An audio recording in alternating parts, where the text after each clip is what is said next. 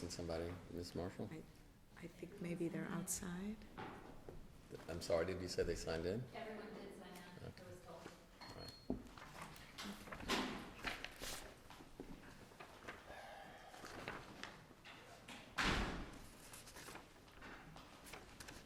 Oops, Oops. they came in. Payne versus Payne?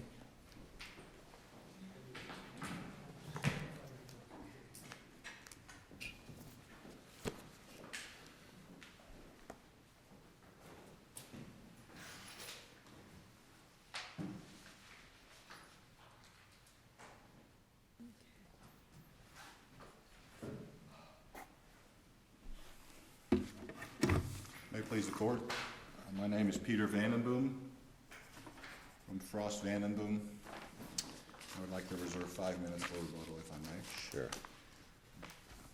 The legislature has charged the trial court with the responsibility to look at a damage award with great scrutiny. And in doing so, it's created another element of soundness and logic to the judicial system. In this particular case, the damage award has absolutely no soundness and no logic. And as a result, the judge abused his discretion in not awarding the motion for editor or granting the motion for editor that we filed. Does the record tell us anything about why Mr. Bronza selected February 14th, 2014 as the valuation date? The record doesn't say so, but I can tell you that's what he was instructed to do by me. Because of the fact that when we looked at the case law with regard to a anticipatory breach, that the breach is the time of the damage awards. So we picked that particular date, and that would have been the value also of that at the time of trial when we needed to prove that breach. So from what we could see from the case law, and we've not been shown otherwise, is that the time that the damages need to be calculated for an anticipatory breach of contract is at the time of the breach and to be shown at the time of trial. There is absolutely no case law that says that somehow we have to prove damages into the future. In this case, I know that has been the argument. It was one of the arguments that was accepted by the trial court.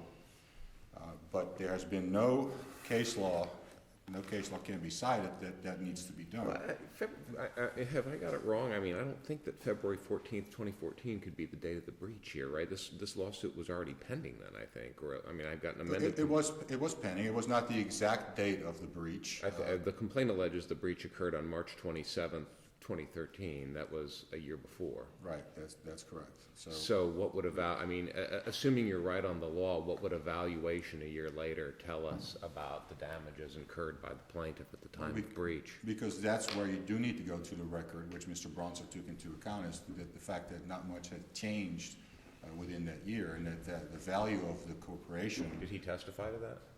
I don't know if he specifically said that, but yes, he testified to how we would take the profit and loss statements. He took into account the values of the value of the land, and testified that that the value of the stock at that particular time was in essence the same as it was before. He did testify that the company was doing better as of the time of trial, and that the value of the land was probably going up at the time. How about Mr. Van, the judge made reference to this in the order where the jury did in fact hear contrary evidence in the sense, I think it was the certified public accountant, that basically the value of the company fluctuated. Right. Why would that not be a factor that maybe the jury felt, we don't know? Well, let's go there. And and to make sure when I discuss it and answer your question, we are looking at this in the context of justifying the $1, whether or not the damages, all damages that were presented, was a $1 worth value. So here's what we have. We have the testimony by Bronzad that the value of the stock is $2.472 million. We then have testimony that I don't believe contradicts that. It's in addition to what he said, that the land value was somewhere between $6 million according to their expert, $7.5 million according to our expert. We have testimony that the profit and loss was going up and down each year, but the profit and loss in and of itself, there was really no value given to that as it relates to the value of the stock. And the testimony by everybody in that courtroom was that at the time of trial, the company had turned a corner, the company was doing well, and that they were making money and that they were going to increase in value into the future. So I think your question is, was there any conflict of evidence? Even if you take the evidence, if it was a conflict, how do you get to $1? $6 million worth of property, according to them, a profit and loss statement that goes up and down, but makes money. You just don't see, and also the testimony that the 25% that my client already had was worth at least $1 million. And the reason why it was discounted to $1 million was because it would be evaluated because of the closely held corporation needs to be discounted. So here you have this supposed evidence that controverts the value of the stock. The value of the land is in millions of dollars. The 25% is at least $1 million.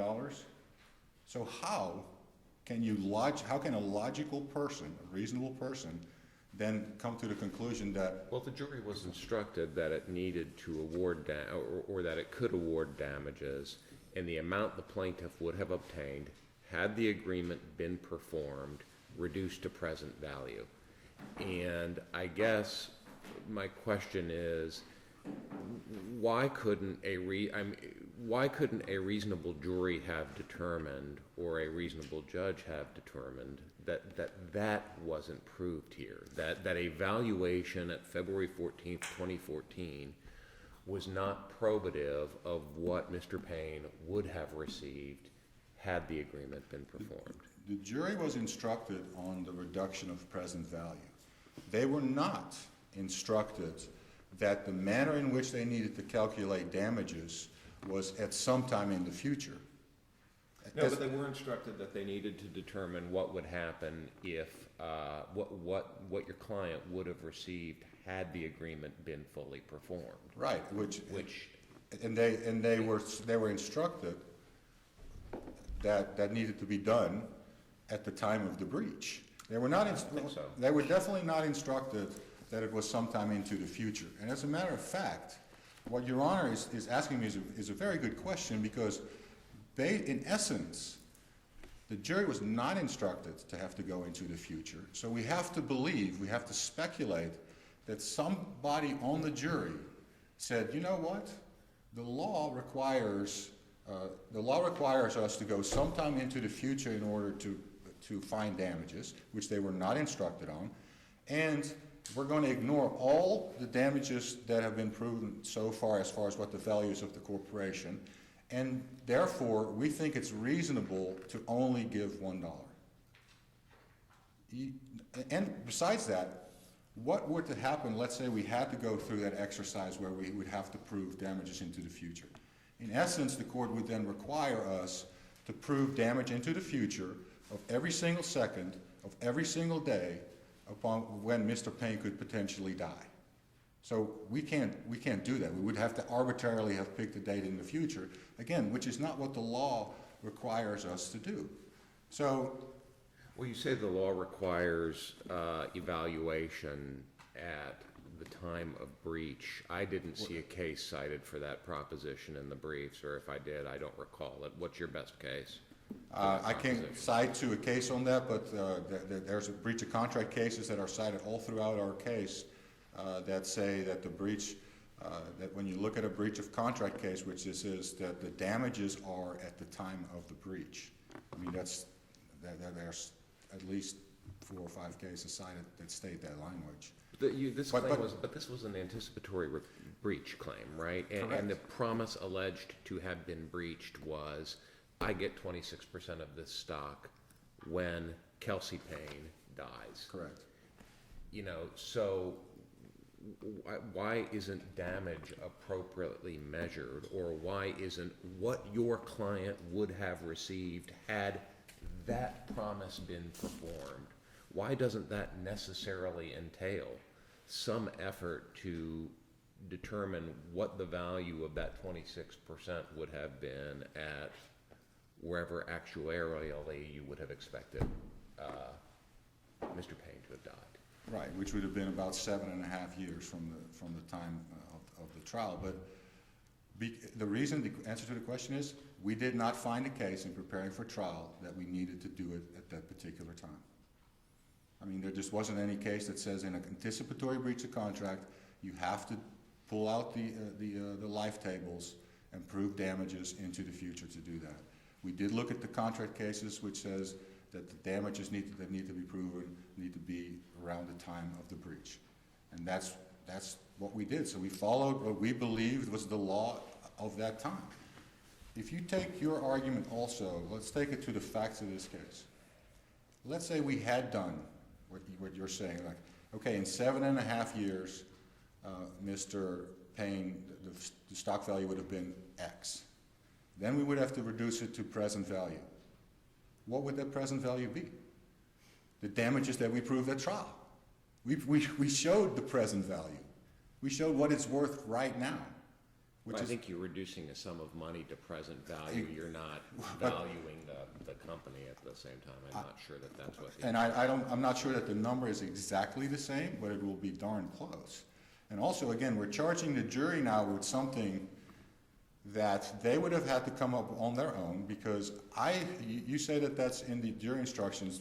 We argue that it's not in the jury instructions, that they had to find some future value as part of the breach of the contract, and therefore the future would have to be at the time when they did the damages.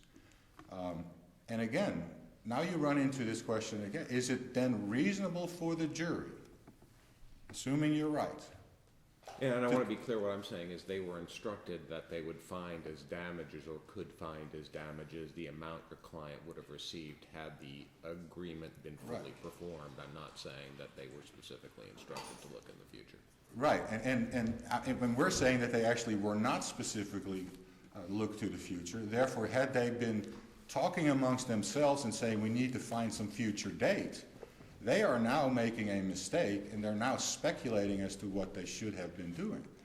And in doing so, as Judge Kazam asked me also, there were several, the only damages that could potentially have been taken into account as far as the value of the stock and the value of the corporation were all in the millions of dollars. So you can never, I submit, you can never get to a reasonable, logical explanation of $1. You just can't get there. Again, going back to even the 25%, which was argued in closing by the defense counsel. And he said, look, the 25%, Mr. Payne, John Payne, my client, already has the 25%, which is worth $1 million. So now I'm paraphrasing. In essence, he then said, you don't feel sorry for him. He already has $1 million. So even the defense put a value of $1 million on 25% of the stock. So how can you logically, as a court, then reconcile the fact that you have this evidence that suddenly they give you $1? Again, you simply can't get to the $1 number.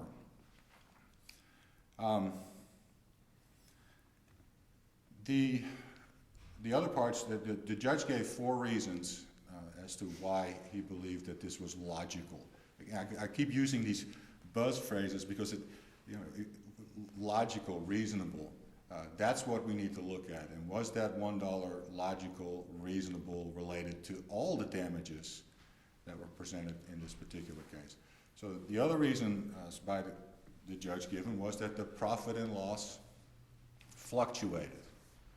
Well, how does that make it reasonable for the jury to award $1 when you have a company that's worth millions of dollars? You can't get to that fact. The third one, he said that the plaintiff testified, my client testified that the stock fluctuated. Indeed, he said that about the 25% that he had. I asked him a question. You have the 25%, yes. How much do you think it's worth? Well, according to the test, according to the value of the land, it's worth about $2 million, but the expert is saying about $1 million. Does it fluctuate? Yes, it does. I mean, the value of a stock is going to fluctuate. Is it going to fluctuate from $2.472 million to $1? That's not reasonable. That doesn't have any logic. Mr. Vandenboom, you're Yes, sir. down to 5 minutes, so do with them what you wish. Okay, well, and I will reserve those for rebuttal. Thank you.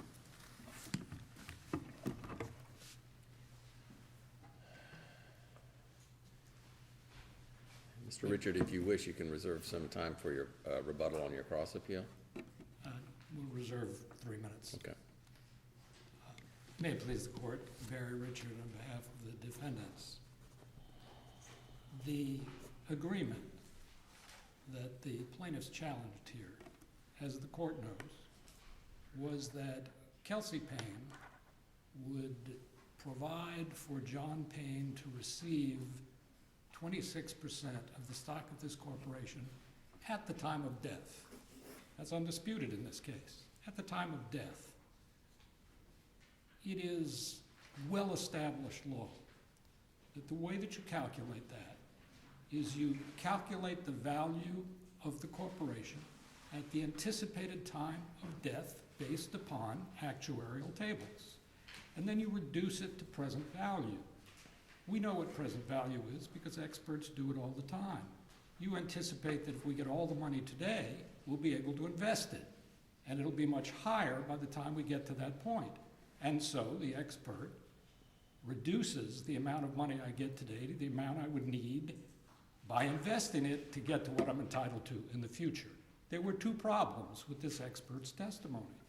The first was he provided no actuarial information, none. There was no evidence in this case of when Kelsey Payne would die.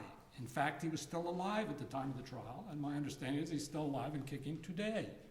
Now, without that evidence, this shouldn't even have gone to the jury because they had nothing to calculate the damages based upon. But the second problem was he didn't make any effort to reduce to present value. Now, I have to concede for this court, if we had had the first element, we could have, in retrospect, reduced it to present value after the jury gave us a number, but we didn't have the first one. But there's a third problem. I shouldn't say problem. This jury made a reasonable and creditable effort, even without that information, to do what they were instructed. They looked at this company, and actually, sometimes I'm very surprised at how wise juries are. They looked at the evidence in this case, and they said, what is this company going to be worth at the time of Kelsey Payne's death? And here's the evidence that they looked at. And the only thing we need to affirm this. You know, they really asked that question. That I will say is the one thing that is a little kind of unnerving, right? Kelsey Payne's counsel at trial asked maybe a page and a half of questions of this expert, none of which dealt with what's going to happen at the time of the death. How do we reduce this to, did you make any effort to reduce this to present value?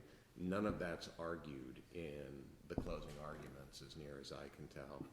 I mean, where does the jury get to this line of reasoning that you guys are kind of putting out in the brief and now arguing here? Well, first, of course, counsel for the defendants had no burden here to prove that there would not be a future value. The entire burden was on the plaintiff. But second, here's what I believe happened, but more importantly, here's what the evidence supported, because the only question before us today is, was there substantial competent evidence in the record that would support the jury's verdict of $1? And here's what the evidence was. The evidence was that this company was consistently losing money under John Payne's presidency. They were losing money to the point where in the last 4 years he was president, the only time that they made money up until the very end, we're talking about one project, was when they were selling off assets. So this company was consistently selling its assets to stay above water. This jury had every right to conclude that by the time Kelsey Payne died, there would be no value in this company. And that's essentially what they said. They said, all right, we agree that he was obligated to get 26%, but this company, I mean, keep this in mind, this was a company that was consistently changing what it did. It was a company in which John Payne was investing in projects that were consistently failures. It was a company in which it was selling off its assets most of the time in the last years before he was finally terminated. That's more than sufficient evidence for a jury to say, we don't think there's evidence that this company's going to have any value by the time Kelsey Payne dies. But there was one additional factor, which is that when the judge had its charge conference, one of the charges that he expressly provided to counsel was you can return a verdict if you find, for the plaintiff here, you can return a verdict for nominal damages as low as $1. And he asked both counsel, including counsel for the plaintiff, do you agree with this instruction? And he was told yes. And in fact, in his closing argument, plaintiff's counsel reminded the jury that they would be instructed that they could come back with a $1 award. And it is basic case law that counsel cannot agree to give an instruction to a jury that leads them to do something that you later come back and say is error. It was agreed that they could give $1, but I believe that that was a proper instruction, given the fact that the evidence in this case was what it was, that this company was teetering, at least the jury had the right to conclude that this company was teetering on bankruptcy. And so how one can come in now and say, well, the jury was mistaken, they should have given them all of this money is difficult to understand. Now, counsel says that there was no contradictory evidence, but what he's really saying is there was not an expert on the other side who disagreed. And we know, of course, that juries are entitled to disregard an expert's testimony if they don't believe in his credibility, but more than that, the contradictory evidence doesn't have to be another expert. It just has to be evidence that's inconsistent with the conclusion of the expert. Here the evidence was the company was losing money. And so based upon that, I believe that the jury verdict here on this issue should be affirmed. We have a cross appeal in this case. It's based upon the fact that this jury also found that there was a breach of the agreement for John Payne to be made president of this company and to set his own salary, and they awarded $50,000. It's our position, based upon the defendant's motion for summary judgment and then a motion for directed verdict, that this issue should never have gone to the jury. And the reason it should not have gone to the jury is because it is undisputed that there was no term. He was hired to be president. He said he could have a salary, and that was it. Nobody said you can remain as president for any period of time, not 6 months, not a year, not 7 years, no period of time. And under Florida, well-established law, when there's an agreement for anything, agreement for an employment, agreement for any kind of a contract which has no term, that it's a contract at will. And in fact, in his testimony, John Payne testified that he felt he had the right to quit at any time he wanted to. So this was a contract with no term. And the only response to this, so there should have been a summary judgment, but the only response to this that the plaintiff had in this case was the doctrine of an agency coupled with an interest which arises from the Florida Supreme Court's decision in 1931 in the Bowling case. But the Bowling case doesn't say, or at least its application doesn't apply here. If it did, the result would be an absurdity, because the only thing, what the Bowling case said was, here's what happened in Bowling. In Bowling, the plaintiff was given an agreement that he would receive a percentage of the income to the business for so long as the company remained in business. And second, that the company would remain in business until one of two things happened. Either the plaintiff agreed for it to desist doing business, or it ceased to operate at a profit. So in that case, It wasn't just employment, it wasn't just a salary, it was a right to a percentage in the business. And second, we had a definite determination of when that business would stop. That has no application to this case. Here, it's true that John Payne was given an interest, but it was a stock interest. It was not an interest in the income of the business, and certainly for not any period of time. Now, what the plaintiff is suggesting Bowling stands for is that if somebody receives any interest at all in a business, and also employment, that they're entitled to be employed then forever. And here's the problem with that. It would mean Microsoft and Apple and all the other companies that give stock to their employees could never fire an employee, no matter what they did, even if they're tanking the company, as there was evidence here that John Payne was doing. That's not what Bowling means. Bowling means exactly what it said. In Bowling, he had an interest in the income of the business so long as it continued to remain in business, unless one of those things happened. That's not what we have here. What we have here is simply two things: an agreement to provide stock and an agreement to employ for an indeterminate period of time, which under Florida law is a contract at will, and which the plaintiff assumed was a contract at will.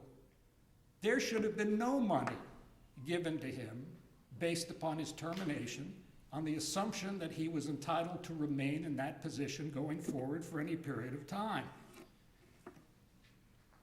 I have no further argument unless the court has questions at this time, and I'd like to reserve my remaining time for rebuttal. You have about 9 minutes left, Mr. Reed. Thank you.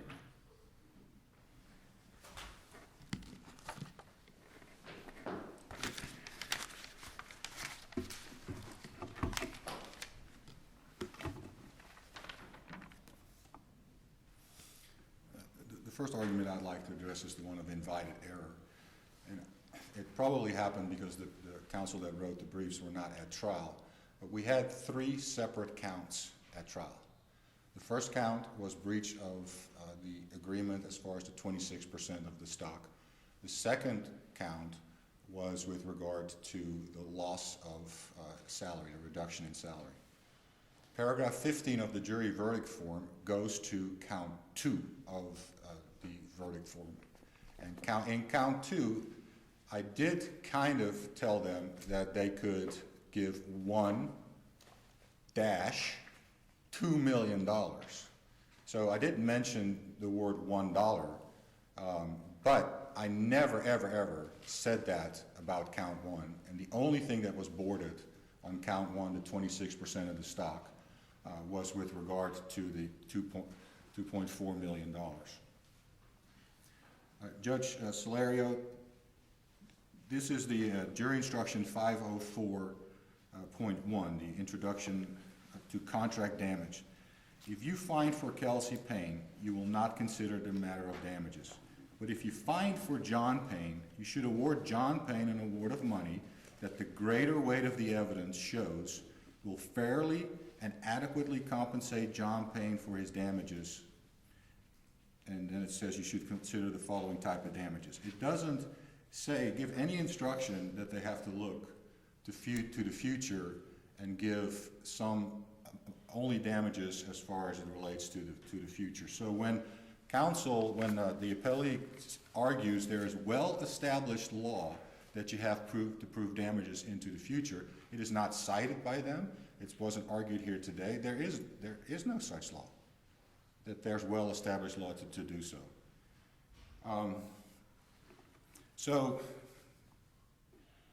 Another argument that was made was that the jury would have every reason to assume that the company somehow in the future would have no value. Well, that's this, and they base that on because John was such a bad manager. And that takes me to the fact that really this trial, 99% of this trial was all about liability. The defendants put all their eggs in one basket and said, like, there is no contract. If there was a contract, there was a contingency, and they didn't do any defense on the damages. They were just trying to make John look bad. But to say that there was every reason to assume there would be no value because John was such a bad manager doesn't make any sense because they fired him. He was gone.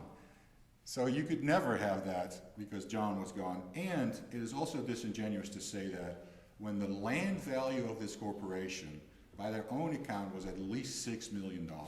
So to say that the jury from that could have deduced, well, by the time, sometime into the future, we don't know which time into the future, then it's worth $1. And then to back that up with an argument by the court to say, well, that's perfectly logical. Any reasonable person could see that. As the court in the 3rd District said, Arena Parking versus Longworth, 768 Southern 2nd, 1107.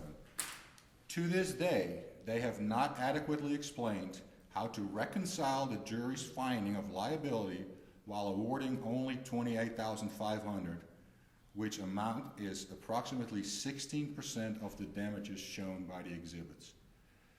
And in the cases that deal with editor, the courts take great length and go and look at the evidence that was presented in that case. And then they seem to find that the percentage of damages that is awarded is one of the threshold measures as to whether or not editor is appropriate. In the Arena case, it was 60%, which the court found inappropriate. In our case, it was 0.000004% of the damage, the only damage that was presented as to the actual value of the stock.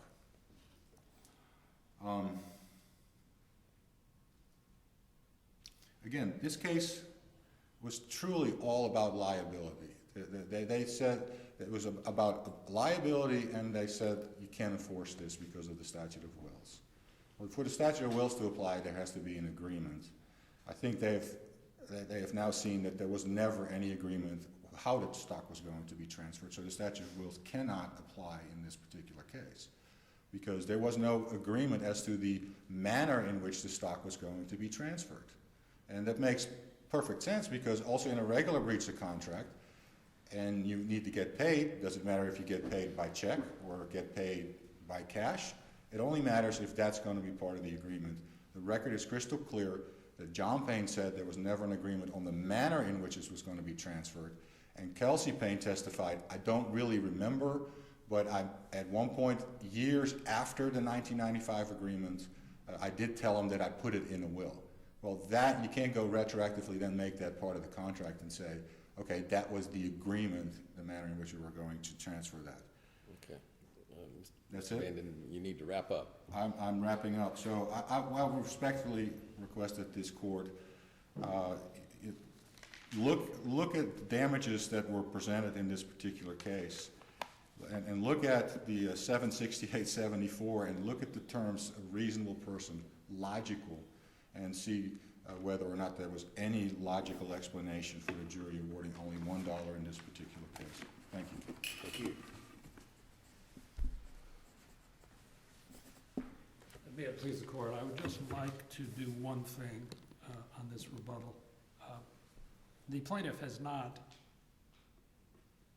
appealed based upon a suggestion that the instructions were erroneous and could not do so having agreed to them. However, counsel has made reference to the instructions, and I would like to read to the court what I think are the two key instructions.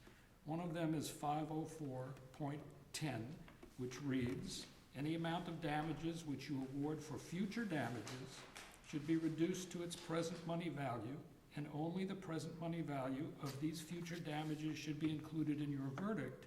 The present money value of future damages is the sum of money needed now, which together with what that sum will earn in the future will compensate claimant for these damages as they are actually experienced in future years. That is a proper instruction, and that was what I was talking about. The problem was that this jury was not given any information upon what the future damages would be, and that alone should have resulted in a directed verdict. But here's the second instruction. It was the one that followed that. 504.11. If you decide that Kelsey Payne breached the contract, but also that John Payne did not prove any loss or damage, you may still award John Payne nominal damages such as $1. That's what happened here. They were not given any information in the first place on damage because they didn't get any information on what the future damage would be. And second, there was abundant evidence in the record that this company had to sell assets to stay solvent. And so they had every right, and that's the only question, isn't it, before us? Was there evidence in this record to support this jury's inference. Well, the other question has to do with your issues on cross appeal, which is what this rebuttal really is supposed to be about. That's on this one. Yeah. Thank you, Your Honor. Thank you. It is Not not that the I only should ever question. lecture you, Mr. Richard, but Unless the court has questions, that's all I have. Thank you. thank you very much. You probably don't remember that I worked at the legislature when you were there. I was a anonymous young staffer in the House Judiciary Committee. That's right, I do remember. You were that extraordinarily rising star young staffer. Thank you both very much. Very Interesting case. It really is. Next case is Fox versus Comerica Bank.